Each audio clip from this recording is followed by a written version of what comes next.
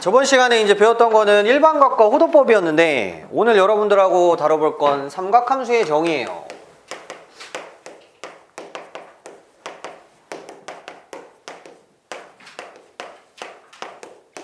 삼각함수의 정의 하기 전에 제가 살짝 복습해 드릴 게 뭐냐면 여러분들이 중학교 3학년 때 뭘 배우냐면 삼각비라는 걸 배워요.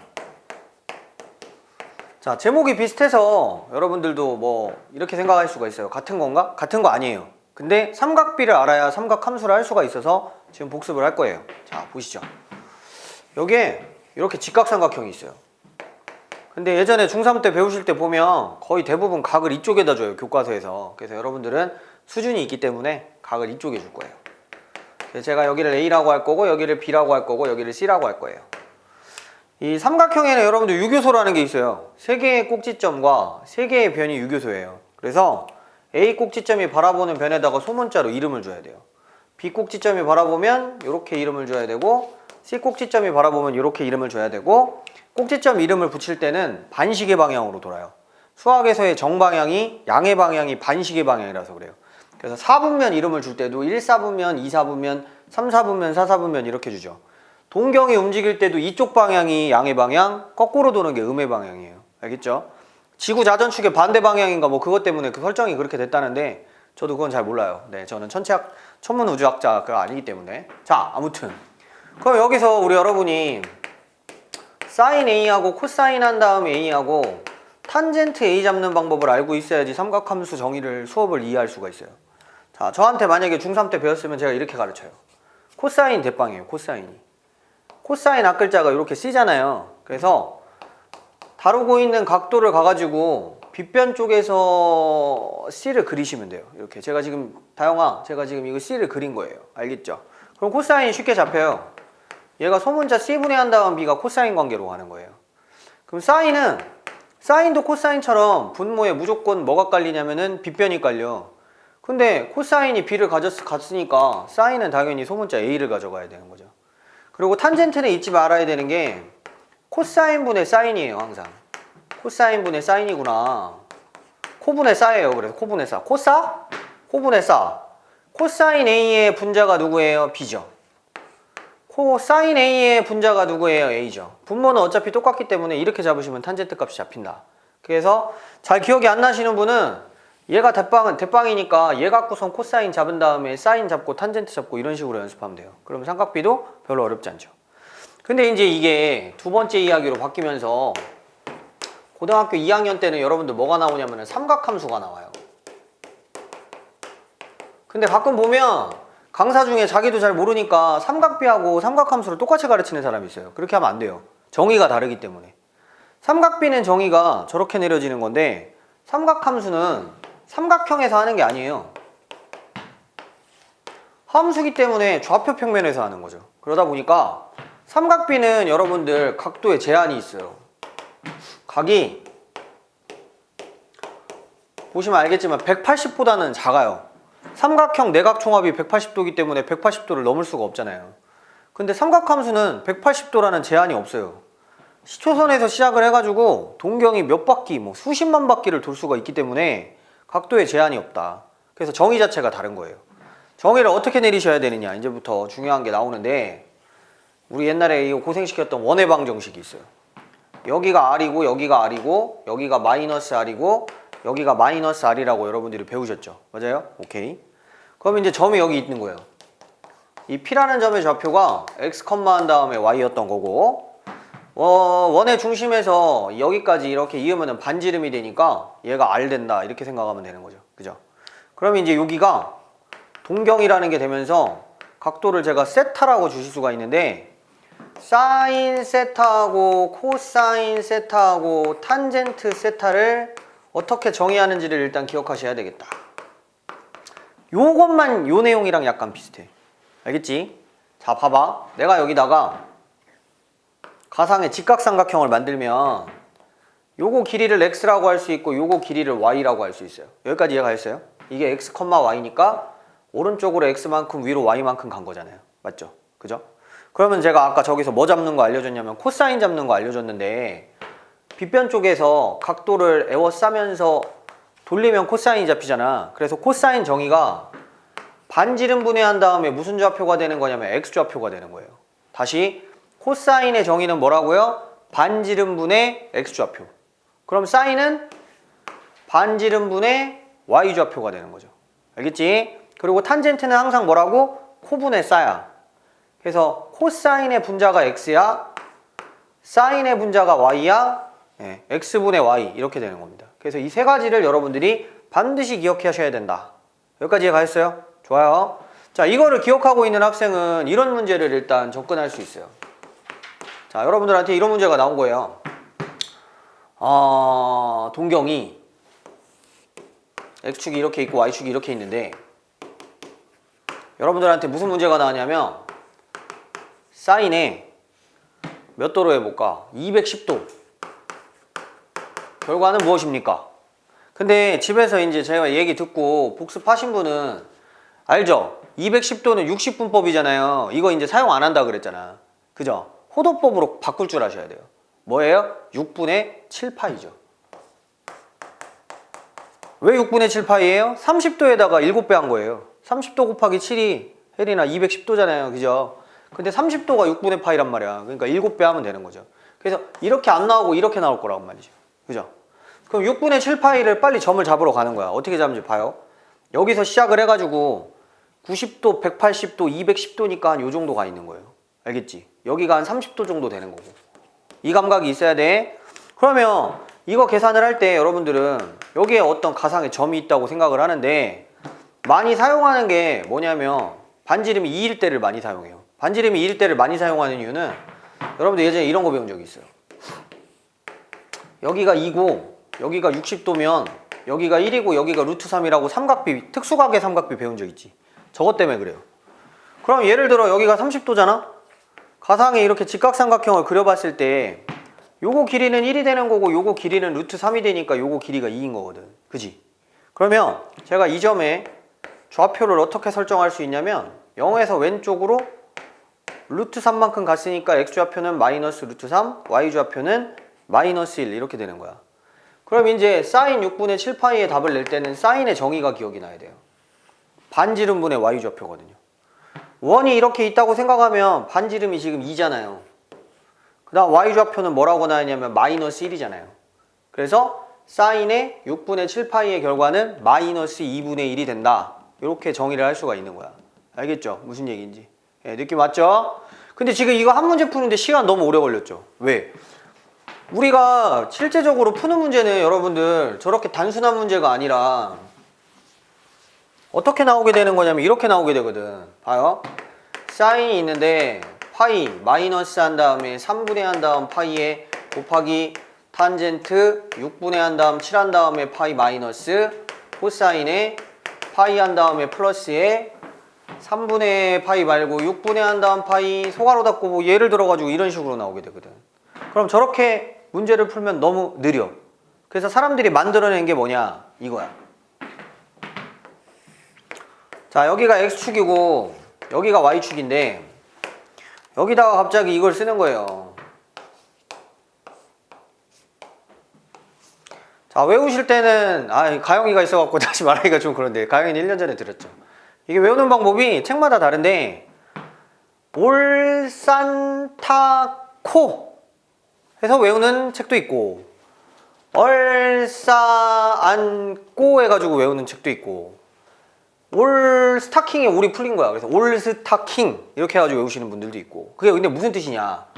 요 올은 뭐냐면 요 1사분면에서는 사인, 코사인, 탄젠트가 다 플러스가 나와. 값이 다 플러스. 이유가 왜 그런 거냐면 봐봐.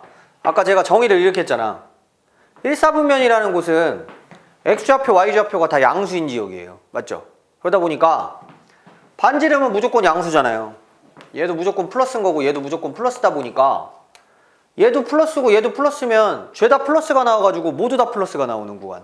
그게 어디냐면 1사분면이 되는 것이고 2사분면은 사인만 플러스가 나와요. 이유가 왜 그러냐? 2사분면이라는 지역은 여러분들 x좌표가 음수예요. y좌표가 양수입니다. 근데 사인의 수학적 정의가 아까 저기서 보시면 r분의 y좌표라 그랬잖아. y좌표만 플러스니까 얘만 플러스가 나오고 x좌표는 마이너스다 보니까 코사인이 음수가 나오게 되는 거예요. 그리고 탄젠트 수학적 정의는 항상 코사인분의 사인이라 그랬으니까 코사인하고 사인의 부호가 다르면 음수가 나오겠죠. 그래서 이 지역은 사인만 플러스가 나옵니다. 이 지역은 탄젠트만 플러스가 나와요. 왜? 여기는 마이너스가 들어가는 구간이라서 탄젠트의 수학적 정의가 사인분의 코사인이라서 x좌표, y좌표 부호가 같으면 탄젠트는 플러스로 나오거든요. 그리고 얘는 아시죠? x좌표는 플러스고 y좌표는 마이너스인지라 코사인이 플러스가 나오고 나머지는 다 마이너스 값이 나온다. 그래서 이제 여러분들이 하실 때는 어떻게 하셔야 된다는 거냐면 이렇게 하셔야 된다는 거예요. 자, 내가 요거 계산하는 거 보일 테니까 일단 보세요. 파이 마이너스 3분의 파이는 무슨 뜻이냐면 여기서 시작을 해가지고 양의 방향으로 180도를 일단 가. 파이만큼 간 거야. 거기서 마이너스 3분의 파이는 음의 방향으로 몇 도를 가야 되는 거냐면 60도를 가야 돼. 그러니까 동경이 여기쯤 있는 거고 여기 각도가 몇 도라는 얘기냐면 60도라는 얘기가 되는 거예요. 아셨죠? 자, 그럼 이제 이거 계산할 때 어떻게 하느냐. 사인 60도를 생각하시면 돼요. 알겠지? 사인 60도인데 이 지역에서는 사인이 플러스로 나온다고 그러잖아요. 그러니까 앞에 부호를 플러스 값으로 매기면 됩니다.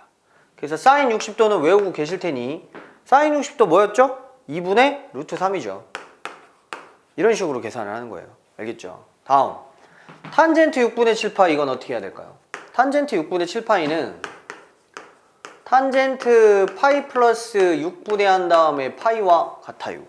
그래서 여기서 시작해가지고 180도 파이만큼 간 다음에 여기에 6분의 파이라고 써있는 건 30도만큼 더 들어갔다는 뜻이에요. 자, 그러면은 동경이 이렇게 만들어지면서 요거를 계산하실 때는 탄젠트 몇 도를 생각하시면 되는 거냐면 30도를 생각하는데 이분의 동경이 어디에 가 있어요? 3, 4분면에 가 있잖아. 그럼 탄젠트가 플러스예요. 그래서 이렇게 되는 거죠. 그럼 여러분들이 이제 기억하고 계시는 탄젠트 30도는 3분의 한 다음에 루트 3일 것이기 때문에 정답이 3분의 루트 3으로 나온다. 이렇게 해가지고 푸는 거야. 그래서 처음에 연습할 때는 이 그림을 그려놓고 자신이 원하는 동경으로 움직인 후에 올산타코를 따져가지고 X축과 이루는 각도를 가지고선 답을 내면 된다는 얘기야. 쉽게 얘기해서. 그러니까 이건 연습이 좀 필요하죠.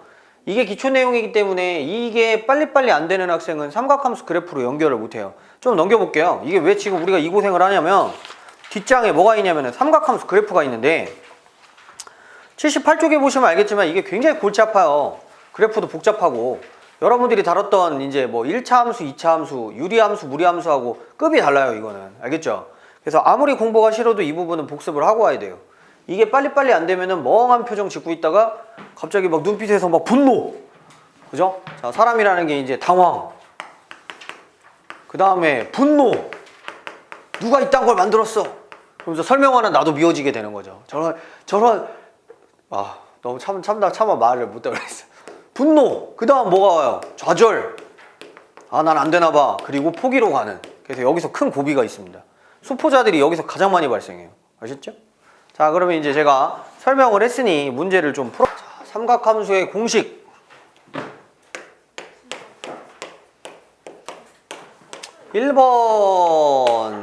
1번은 제곱관계.